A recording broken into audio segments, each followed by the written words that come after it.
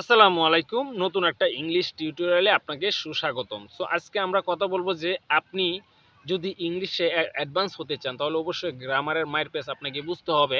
এখন আমরা কথা বলবো হ্যাভ এবং হ্যাজ এই দুইটার সঠিক ব্যবহার আপনি কখন ইউজ করবেন, কার সাথে ইউজ করবেন সম্পূর্ণ বিষয়টা আমি তুলে ধরতেছি।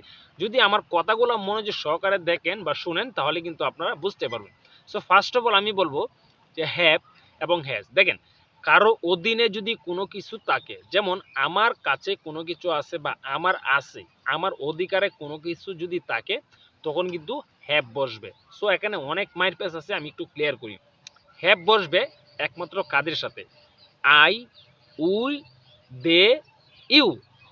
I, we, they, you, we এবং দোজ, সরি দিস, এই চারটা পাঁচটার সাথে মূলত বসে হ্যাভ।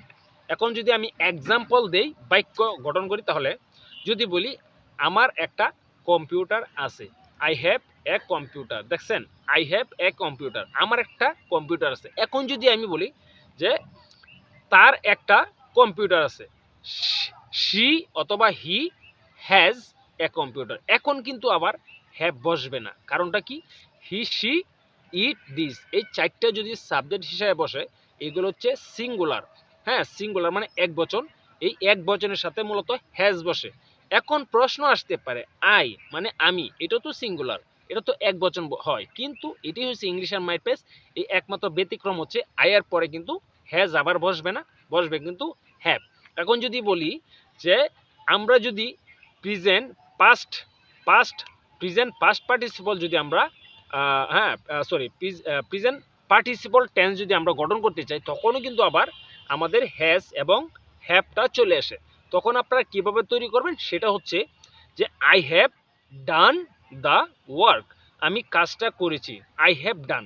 এখন হ্যাভ বসছে, এখানে আয়ের পরে হ্যাভ বসছে, এই হ্যাভের পরে ডো এর যে পাস্ট পার্টিসিপল রূপ আছে সেটা হচ্ছে কি ডান, সেটা হয়ে গেছে। আর লাস্টে যেটা বসে ওটা হচ্ছে অবজেক্ট। সো আমার কথাগুলো যদি আপনার মনোযোগ সহকারে বুঝেন তাহলে কিন্তু আপনারা ইংলিশটা বুঝতে পারবেন এবং আমি কি বুঝাতে চাচ্ছি সেটা কিন্তু আপনারা বুঝতে পারবেন। এখন যদি বলি যে সে মাত্র গিয়েছে, he has gone right now, he has gone right now, সে এই মাত্র গিয়েছে বা সে গিয়েছে। তাহলে প্রেজেন্ট পাস্ট পার্টিসিপল টেন্স যদি আপনি গঠন করতে চান তাহলে কিন্তু আপনাদের হ্যাজ এবং হ্যাভের ব্যবহারটা চলে আসতেছে।